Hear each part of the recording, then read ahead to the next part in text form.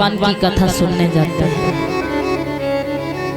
जबकि हम और आप जो भी करना था वो हासिल कर चुके हैं।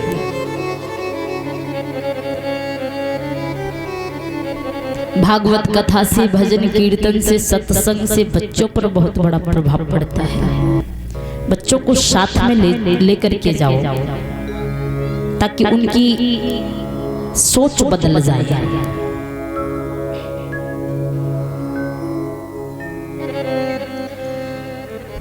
तो महाराज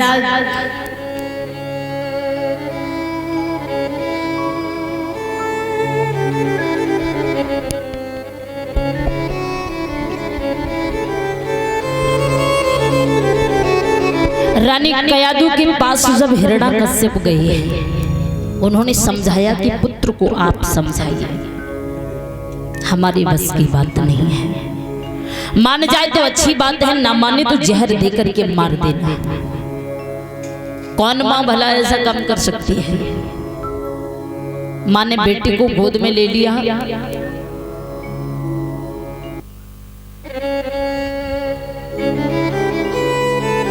और समझाने लगी, लाला जो तुम्हारे पिता कह रहे हैं उस बात को मान जाओ। जब नहीं माने प्रहलाद तो उन्होंने एक कटोरी में जहर घोल लिया। मजबूर होकर के उस मां ने बेटे को जहर दिया। जहर को देखते ही प्रहलाद ने भगवान का ध्यान किया, लेकिन वो जहर जहर नहीं रहा, अमृत में बदल गया। हंसते हंसते उस जहर का पान कर लिया है। हिरण्यकश्यप स्वयं चल कर के आए हैं महलों में। क्या देखा? प्रहलाद बैठे मुस्कुरा रहे हैं, भगवान का ध्यान कर रहे हैं। अब तो क्रोध और बढ़ता चला गया। हाथ पकड़ा, जवाब दिया, रानी कयादू हमने आपसे कहा था इसे जहर दे करके मार देना, लेकिन आपने हमारी बात नहीं सुनी। रानी ने कहा, महाराज क्षमा करना, हमने इसे जहर दिया था। नौकर ने जवाब दिया, महाराज हमें लगता है कि महारानी ने जहर नहीं दिया है। रानी ने जवाब दिया, महाराज कटोरी में अभी 2-4 बूंदें पड़ी हैं, नौकर को पिला करके देख लो। बचा हुआ जहर नौकर को पिलाया तो नौकर सीधा स्वर्गलोक को चला गया। हिरण्यकश्यप देखता ही रह गया। उसने हाथ पकड़ा, जाकर के दरबार में पहुंच गया। नौकरों को आदेश दिया, एक कढ़ाई में तेल गर्म करवाओ, हम इसे तड़फा तड़फा करके मारेंगे। कढ़ाई में खोलते हुए तेल को देखा, उबाल भर रहा है। उस गरम गरम तेल की ओर जैसे ही देखा, घबराने लगे प्रहलाद। छोटी सी उम्र है, कोई धीरज बंधाने वाला नहीं है। मां को पिता से डर है। भगवान का ध्यान किया, जैसे ही प्रहलाद को उस गर्म तेल में डलवाया गया तो वो तेल तेल नहीं रहा, पुष्पों में बदल गया। अब पुष्पों में पड़े राम राम रट रहे हैं। अब तो भगवान के प्रति विश्वास और अटूट होता जा रहा है कि हम जब भी भगवान को बुलाएंगे हमारे भगवान दौड़े चले आएंगे और हमारे प्रभु हमारी रक्षा कर रहे हैं।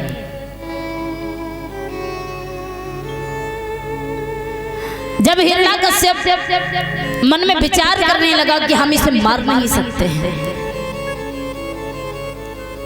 तो उसी समय प्रहलाद का हाथ पकड़ा, अपनी बहन सहिका के पास पहुंचे।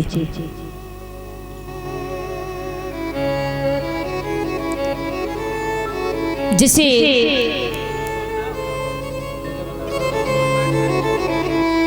देख करके उसने जवाब दिया है। हिरण्यकश्यप ने कहा है, बहन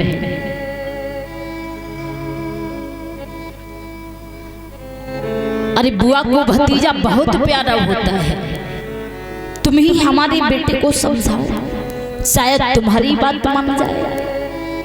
और ये सच बात है, बुआ को भतीजा बहुत प्यारा होता है। भतीजा जन्म लेकर के आए तो बुआ खुशी में तबाह बजाती हैं। हाँ, बुआ की शादी हो जाए ससुराल में जब भतीजा आए तो बुआ देखो कितनी खुश होती है, आज हमारा भतीजा आ रहा है। तो होलिका मन ही मन बड़ी प्रसन्न है और वो अपने भैया से अपने पति का बदला लेना चाहती थी।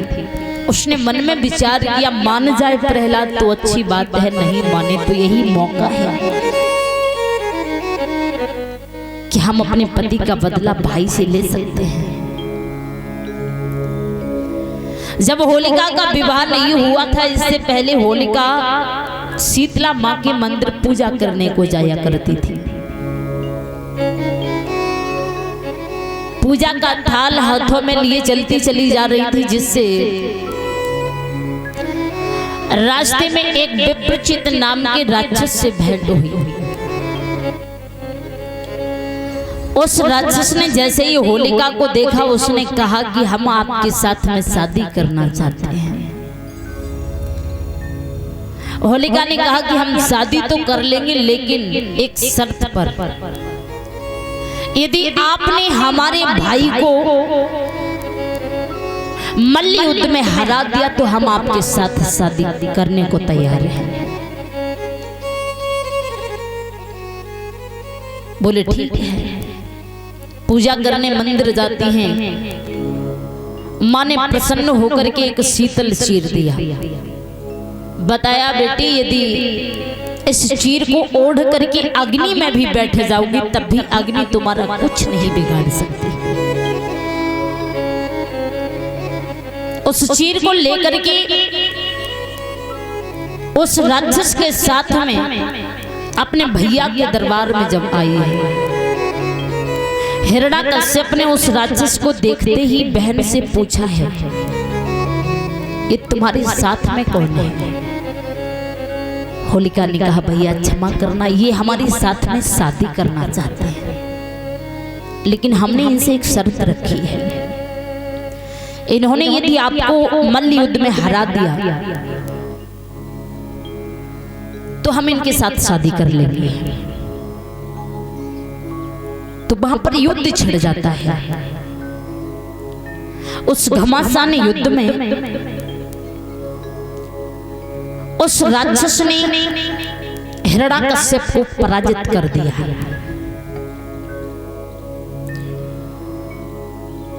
तो हिरण्याकश्यप ने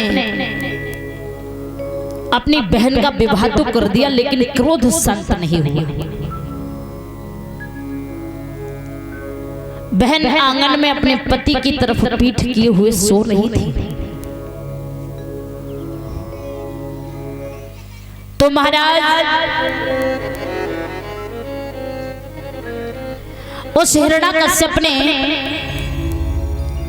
उस विपरीत राक्षस के धड़ से शीश को अलग कर दिया, बहन को विधवा बना दिया। होलिका को जब इस बात की खबर मिली तो बड़ी क्रोधित हुई। उसने कहा, हम एक ना एक दिन अपने भाई से इसका बदला जरूर लेंगे। वही मौका था कि चंदन की चिता चिनवाई है नौकरों द्वारा।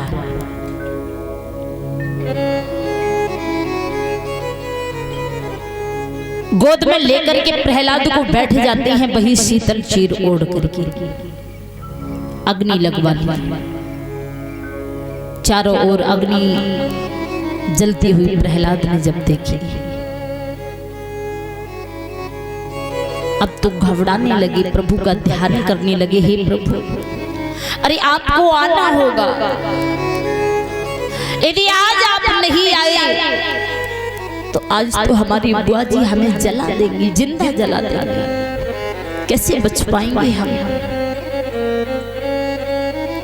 लेकिन प्रभु की ऐसी कृपा हुई, जो शीतल चीर होलिका ओढ़ करके अग्नि में बैठी थी, वो चीर एक ऐसी हवा का झोंका आया जो चीर ओढ़ करके होलिका के ऊपर से प्रहलाद के ऊपर गिराया। उस तेज अग्नि में होलिका जल करके राख हो जाती है। आज हिरण्यकश्यप ने जब बहन को जलते हुए देखा, बहुत क्रोधित हो रहा है। देवताओं ने जब देखा, पुष्पों की बारिश करने लगे, रंग उड़ाने लगे। राक्षसों ने देखा तो ईंट पत्थर कीचड़ फेंकने लगे। प्रमाण ये मिलता है कि उसी दिन से ये होली का त्योहार मनाया जाता है।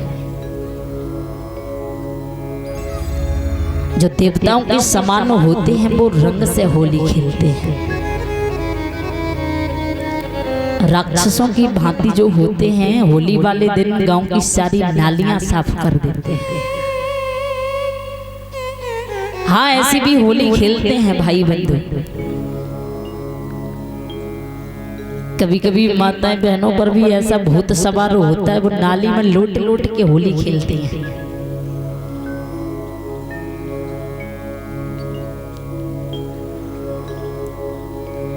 इधर हिरण्यकश्यप ने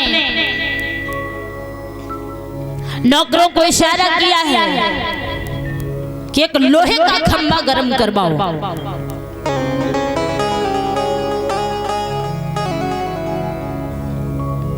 लोहे का खंभा गर्म करवाओ। अब हम इसे अपने हाथों से मारेंगे।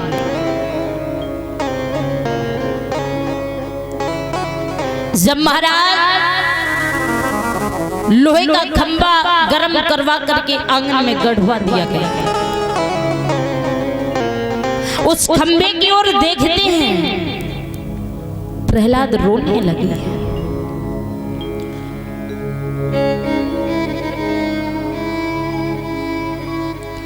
और 1101 रुपए से सम्मान कर रहे हैं। जय भगवान त्यागी गाजियाबाद से 1101 रुपए से सम्मानित कर रहे हैं। जय भगवान त्यागी गाजियाबाद से। ऐसी भक्तों को समाज में सम्मान मिलता रहे, हर मनोकामनाएं पूर्ण होती रहे, घर में सुख शांति बनी रहे। बोलिए शंकर भगवान की, बोलिए कन्हैया लाल की।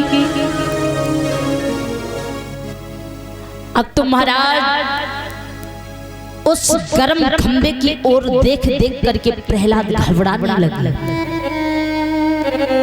रोने लगे। इधर उस हिरण्यकश्यप ने कहा, प्रहलाद बुलाओ अपने भगवान को, कहाँ हैं तुम्हारे भगवान? तो भगवान वहां चींटी के रूप में उस खंबे पर रेंग रहे हैं। नीचे से ऊपर जाते हैं, ऊपर से नीचे आते हैं। इतने तेज गर्म उस खंबे पर रेंगती हुई चींटी को देखा, प्रहलाद समझ गए कि हमारे भगवान यही हैं। उन्होंने हंसकर के जवाब दिया, पिताजी आप जानना चाहते हो कि हमारे भगवान कहाँ हैं? हमारे प्रभु इस खंबे में भी हैं, हमारे प्रभु इस तलवार में भी हैं जो आपके हाथ में है। हमारे प्रभु घट घट वासी हैं, कड़ कड़ में बसे हैं भगवान। इतना कहने के बाद भाग करके प्रहलाद ने उस खंबे को अपनी बाहों में जकड़ लिया। जैसे ही हिरण्यकश्यप ने पीछे से तलवार मारनी चाहिए, वो खंबा फट जाता है जिस खंबे से नरसिंह भगवान प्रकट हुए। बोलिए नरसिंह भगवान की। नरसिंह भगवान ने उस हिरण्यकश्यप को गोद में लिया, बीच डहरी पर बैठे। हिरण्यकश्यप पूछने लगा, आप कौन है? बोले मैं तेरा काल। बोले ऐसा हो ही नहीं सकता। क्यों? क्योंकि हम भगवान से वरदान प्राप्त कर चुके हैं। कौन सा वरदान? बोले हमने भगवान से ये वरदान मांगा था कि ना हम भीतर मरे ना बाहर। जवाब दिया है, कहां पर हो आप? भीतर हो या बाहर। हिरण्यकश्यप ने कहा है ना हम भीतर हैं और ना बाहर हैं, हम बीच डेहरी पर हैं, फिर क्यों नहीं मार सकते? उसने जवाब दिया फिर भी नहीं मार सकते। बोले कैसे? कहा है कि हमने ये भी वरदान मांगा था कि ना हम ऊपर मरे और ना नीचे। बोले कहाँ हो, ऊपर हो या नीचे? बोले आपकी गोद में, फिर क्यों नहीं मार सकते? उसने जवाब दिया प्रभु हमने ये भी वरदान मांगा था कि ना हम दिन में मरे ना रात में मरे। बोले आप ही बता दो कौन सा समय है, दिन है या रात है, कौन सा समय है? बोले सूर्य अस्त होने के लिए जा रहा है, संध्या का समय है, फिर क्यों नहीं मार सकते?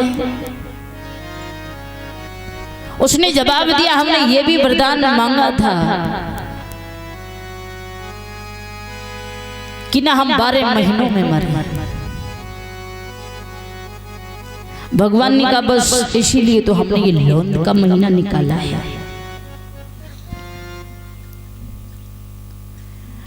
अब हिरण्यकश्यप बड़ा चक्कर में पड़ा है। उसने जवाब दिया प्रभु हमने ये भी वरदान मांगा था कि ना हम किसी अस्त्र से मरे, ना शस्त्र से मरे, ना नर से मरे, ना पशु से मरे।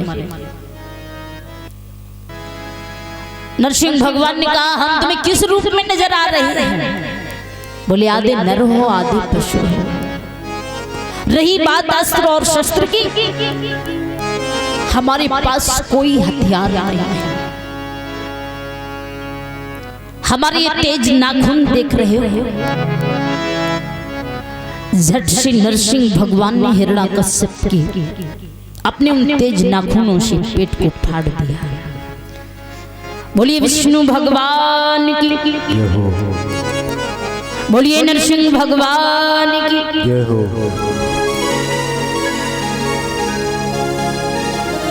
हिरण्यकश्यप का वध किया है भगवान ने अपने द्वारा, मार करके उस पापी का उद्धार किया है। प्रहलाद को दर्शन कराए है। इस प्रकार छोटी सी उम्र में छोटे से प्रहलाद ने प्रभु को प्राप्त किया है। तो इसलिए कहते हैं कि भगवान को केवल आप सच्चे भाव से याद कीजिए। हमारे प्रभु तो बड़े दयालु हैं,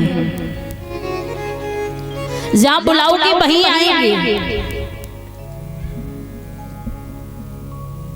तो सभी भक्त मिलकर के एक भजन बोलेंगे, जरा हम भी तो देखें कुछ प्रभाव पड़ा है कि वैसे ही हैं।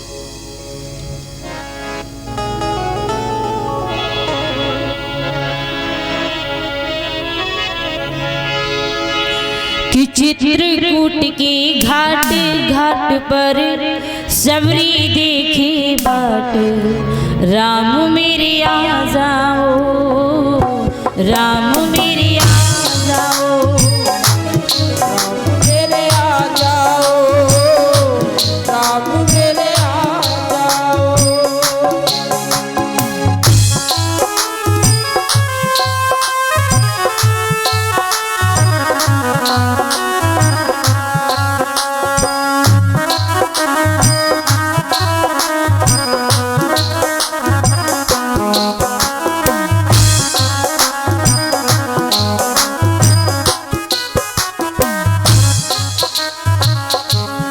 पीछे वाली मैया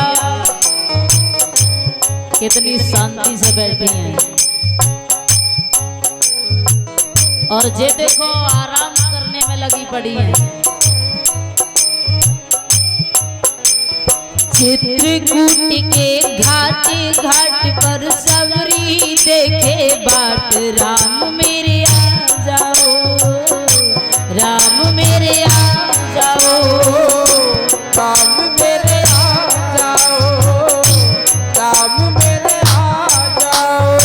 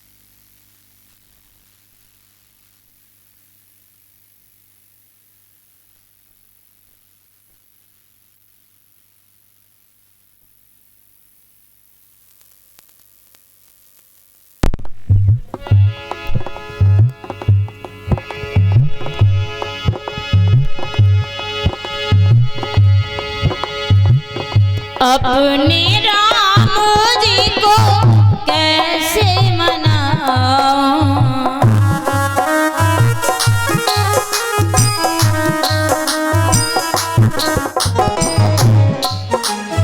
दीनहीन मोह जान नाही, भक्ति का कोई ज्ञान। राम मोरे आ जाओ, राम मोरे आ जाओ, राम मेरे आ जाओ,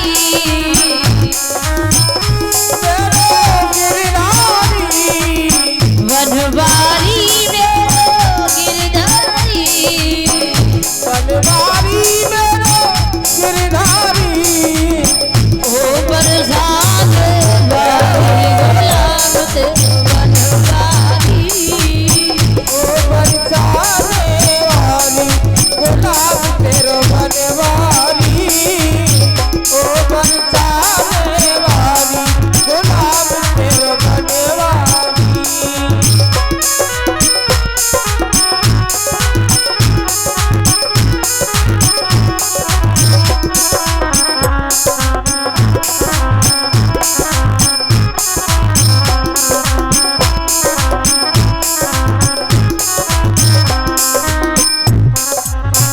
कौन कली को लहंगा पहने कौन कली को लहंगा पहने कौन कली को लहंगा पहने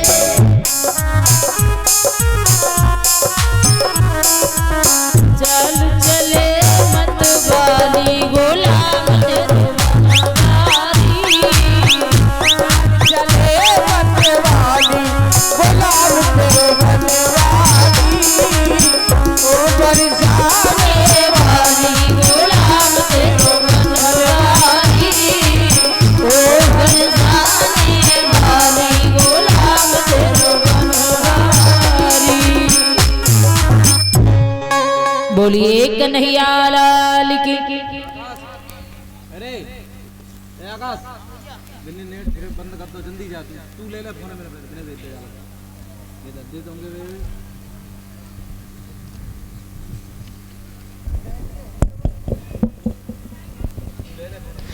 तो महाराज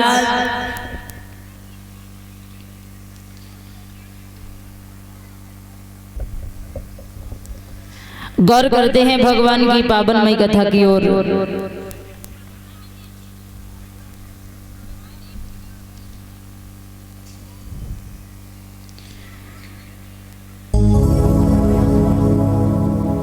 कि हमारे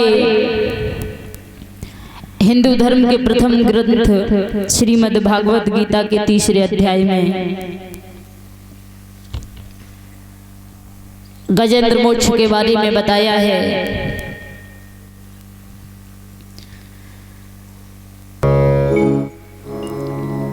गजेंद्र एक हाथी का नाम था।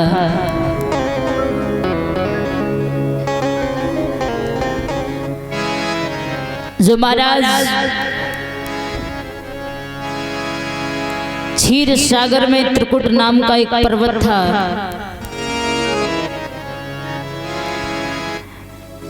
जहां पर गजेंद्र अपने परिवार के साथ रहता था।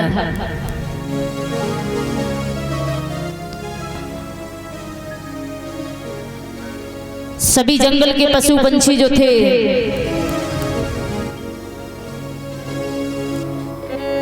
वो गजेंद्र को अपना रक्षक मानते थे, वहां का राजा मानते थे, बड़ा ही बलशाली था।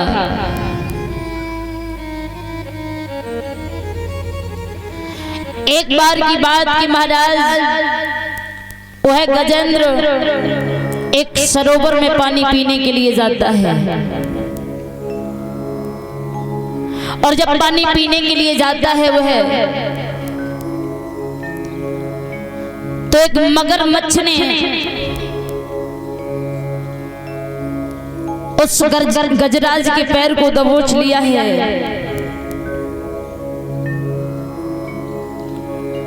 पहले तो वो गजेंद्र खेल में लगा पड़ा है, उसने गौर नहीं किया, ध्यान नहीं दिया अपनी ओर।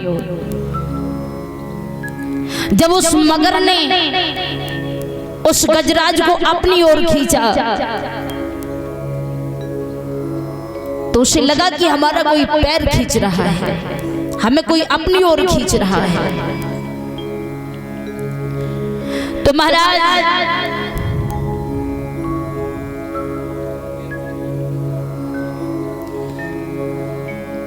वहां काफी समय तक युद्ध चलता रहा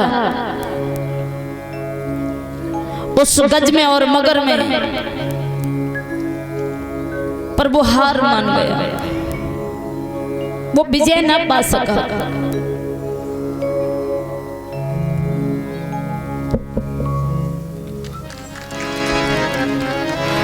जब उसे लगा कि हम हार जाएंगे तो महाराज उसने विष्णु भगवान का स्मरण किया है। विष्णु भगवान का ध्यान किया।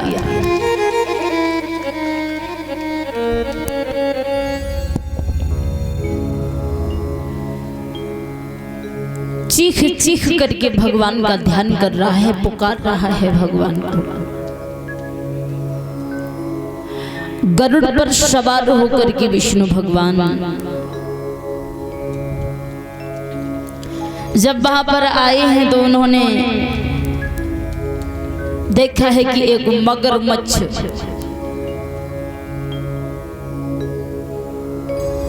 गजराज के पैर को अपनी ओर खींच रहा है।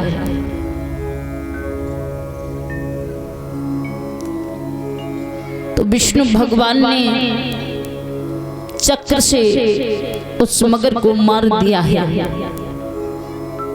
हाथी को बचाया है।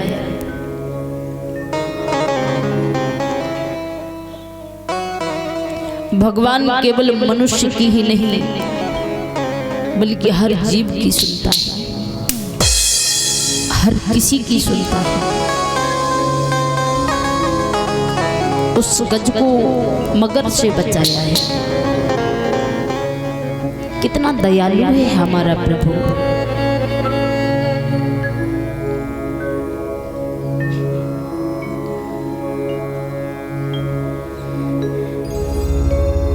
इधर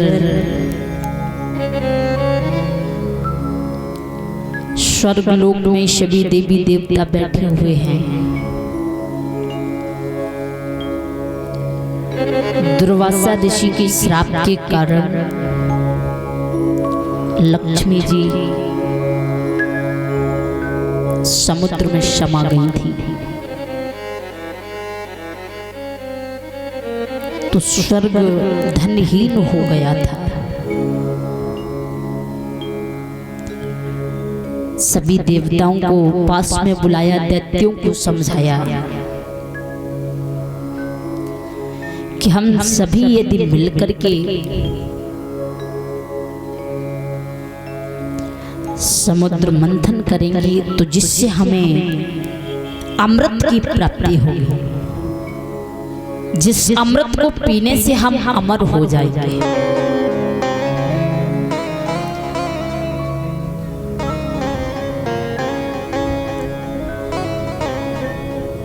तो मंदराचल पर्वत की सहायता से बासुकी नाग की नीति बनाई, रस्सी बनाई। विष्णु भगवान स्वयं कच्छप अवतार लेकर के समुद्र मंथन करने के लिए नीचे चले जाते हैं। अब मंदराचल पर्वत के द्वारा समुद्र मंथन होने लगा। प्रमाण ये मिलता है कि उस समुद्र से 14 रत्न निकले हैं।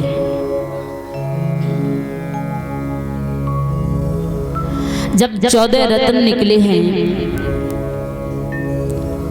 सबसे पहले विष निकला।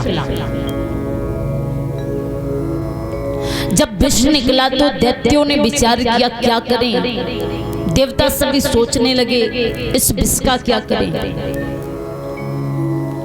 भगवान भोले बाबा से विनती की, दैत्यों ने और देवताओं ने मिलकर के। तो उस विष का पान भगवान भोले बाबा ने किया।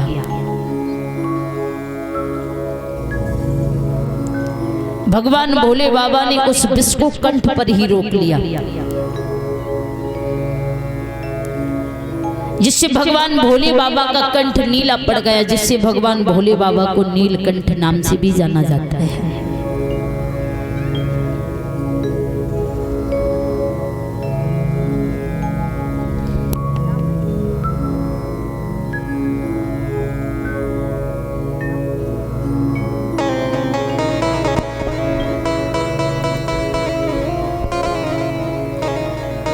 एक घोड़ा निकला जो राजा बलि को सौंप दिया। अहरावत हाथी निकला जो इंद्र को सौंप दिया। मणि निकली भगवान विष्णु को दे दी। एक गाय निकली जो ऋषियों को दे दी। एक पुष्प निकला जो देवताओं को दे दिया।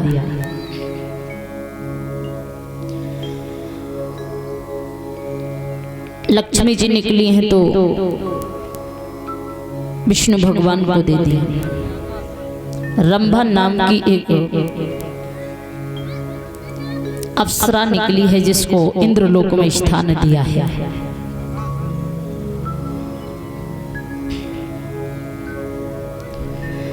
एक वृक्ष निकला है जिस वृक्ष का नाम कल्प वृक्ष पड़ा, जिसे भी इंद्रलोक में स्थान दिया है।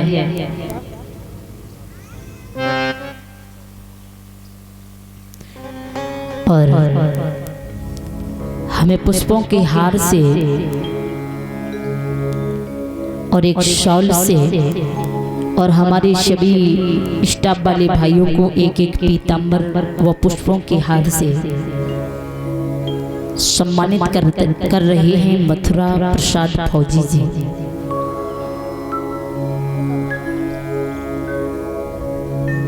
और भगवान के चरणों में 101 रुपए दान कर रहे हैं। और हमारे सभी स्टाफ वाले भाइयों को 21-21 रुपए से सम्मानित कर रहे हैं। ऐसे भक्तों को समाज में सम्मान मिलता रहे, दीर्घ आयु को प्राप्त हो। बोलिए शंकर भगवान की।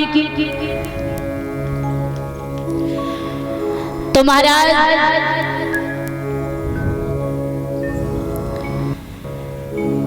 जो बारूड़ी निकली है वो असुरों को दे दी। शंख निकला भगवान विष्णु को दे दिया। चंद्रमा निकला शिव को दे दिया।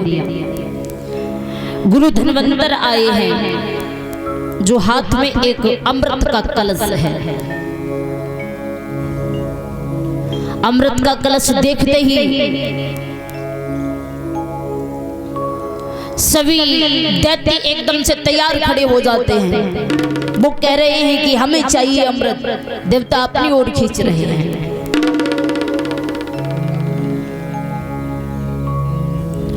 अब भगवान विष्णु बड़े विचार में पड़े हैं कि क्या करना चाहिए। यहाँ तो लगता है युद्ध होने वाला है, महासंग्राम होने वाला है।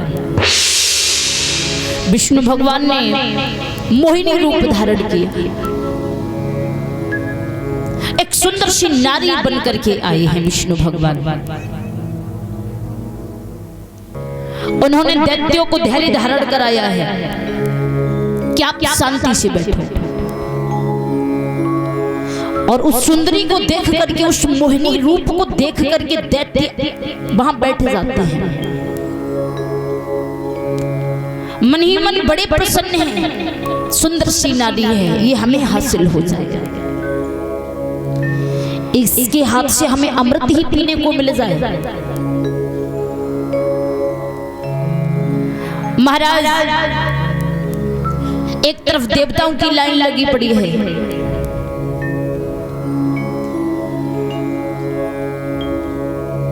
अब भगवान ने दैत्यों को धीरज बताया, कहा है कि अमृत बहुत है,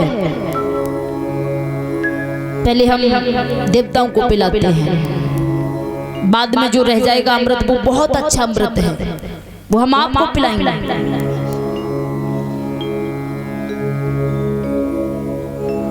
दैत्य इस बात से सहमत हो जाते, बोले ठीक है, जैसा भी आप करो। तो महाराज जैसे ही घड़ा से अमृत निकाल रहे हैं वो मोहिनी रूप विष्णु भगवान, सभी बारी बारी से देवताओं को अमृत दे रहे हैं। एक राहु नाम के दैत्य ने देखा। जैसे ही उस दैत्य ने देखा है कि लगता है घड़ा खाली हो गया है, हाथ बहुत गहराई में जा रहा है, उसने जाकर के भेष बदल करके और देवताओं की लाइन में बैठ गया। वहीं बगल में सूर्य और चंद्रमा भी बैठे थे।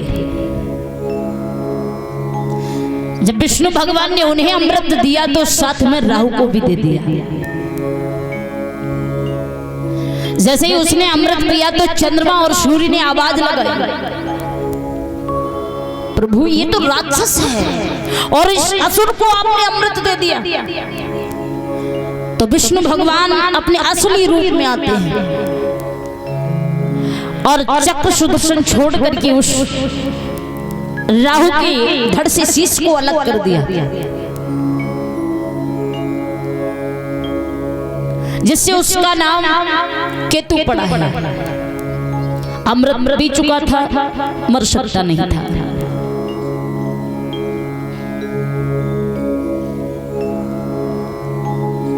तभी तो राहु और केतु को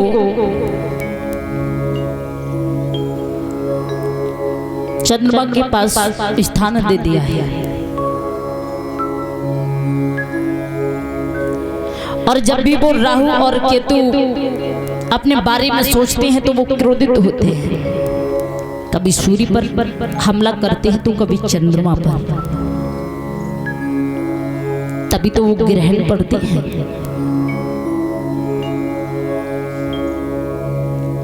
तो महाराज वहां पर महासंग्राम चल रहा है, युद्ध चल रहा है। शुक्राचार्य ने समझाया है दैत्यों के राजा बलि को, जो विरोचन के पुत्र थे, प्रहलाद के पुत्र थे, प्रहलाद के नाती थे। शुक्राचार्य ने उन्हें धीरज बंधाया और कहा है यदि आप स्वर्ग को हासिल करना चाहते हो तो यज्ञ रचाओ।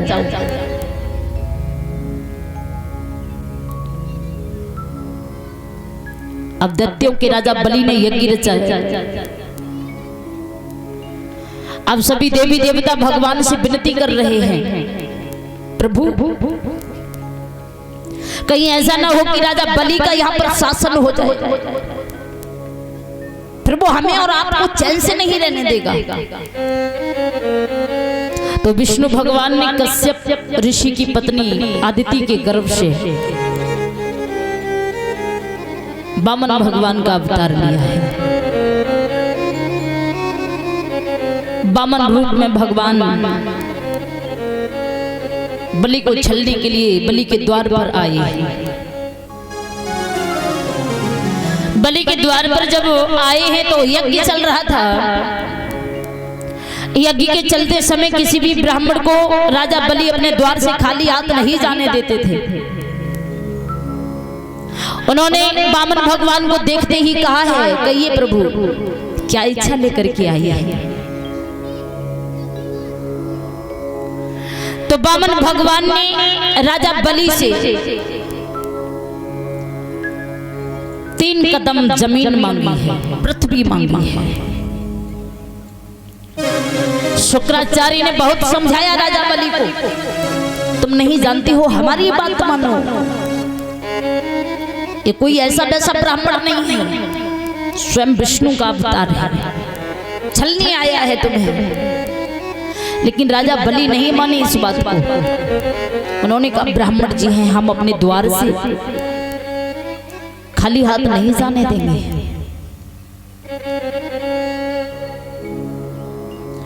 तो उन्होंने वामन भगवान से कहा 3 कदम जमीन नाप लीजिए आप। तो वामन भगवान अपने विशाल रूप में आए, अपनी शक्ति से प्रभु ने 1 कदम में सारी पृथ्वी नाप ली, सारी धरती नाप ली। दूसरा कदम स्वर्ग लोक में रखा, पूरे स्वर्ग लोक को नाप लिया है। ब्रह्मा जी ने उस पैर को अपने कमंडल में धोया है, जिससे जल के तेज से गंगा जी प्रकट हुई है।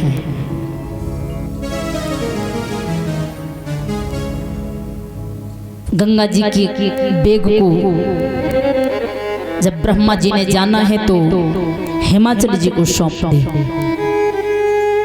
इस प्रकार गंगा माँ और पार्वती दोनों बहनें हुई।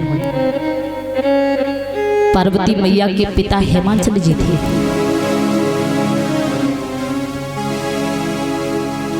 अब एक कदम बचा। जब एक कदम बचा, वामन भगवान ने कहा, कहिए राजा बलि, अब एक कदम कहाँ रखा जाए? राजा बलि ने कहा, महाराज, हे प्रभु, अब हमारे पास कुछ भी नहीं रहा। यदि कुछ रह गया है तो बस हमारा सिर, हमारा मस्तक भी नाप लीजिए। तो जैसे ही वामन भगवान ने बलि के सर पर अपना पैर रखा तो बलि सीधा पाताल लोक में चला गया। जब पाताल लोक में गया तो भगवान ने कहा, राजा बलि, आपको हम इस जन्म में स्वर्ग लोक का राजा नहीं बना सकते, वो शासन हम आपको नहीं दे सकते। आप असुर वंश से हैं, पाताल लोक हमने आपको सौंप दिया है, वो वहां के राजा बने हैं। वामन भगवान ने कहा है राजा बलि से कि हम आपसे बहुत प्रसन्न हैं, जो तुम इतना बड़ा दान कर चुके, तुमने इतना बड़ा दान किया है, इसलिए हम आपसे बहुत प्रसन्न हैं। एक वरदान आप हमसे मांग सकते हो। तो उस वरदान में राजा बलि ने वामन भगवान से अपना द्वारपाल बनाने को वरदान मांगा है। हम मना कर नहीं सकते थे, द्वारपाल बन गए। राजा बलि के 62 दरवाजे थे। पाताल लोक में विष्णु भगवान कहीं इस दरवाजे पे भाग रहे हैं, कहीं उस दरवाजे पे भाग रहे हैं। द्वारपाल बना दिए गए। लीलाएं तो देखो भगवान की, कैसी विचित्र लीलाएं। मैया लक्ष्मी को खबर मिली तो बड़ी चिंतित हुई। देवर्षि नारद जी को बुलाया, हमारे विष्णु भगवान को कहीं देखा? बोले वो तो राजा बलि के द्वार पर है, द्वारपाल बन चुके हैं, उन्हें मुक्त कराओ। बोले क्या करना चाहिए? देवर्षि नारद जी ने कहा कि राजा बलि के हाथ में आप एक रक्षा सूत्र बांध देना, फिर राजा बलि आपको कुछ देंगे। तो आज जाकर के लक्ष्मी जी राजा बलि के द्वार पर पहुंची हैं। राजा बलि को भाई बना करके हाथ में रक्षा सूत्र बांधा है। बलि बड़ा प्रसन्न हुआ, कहा है बहन कुछ मांगना चाहती हो तो मांगो। तो लक्ष्मी मैया ने राजा बलि से विष्णु भगवान को मांग लिया है, बांस से छुड़वाया है भगवान को।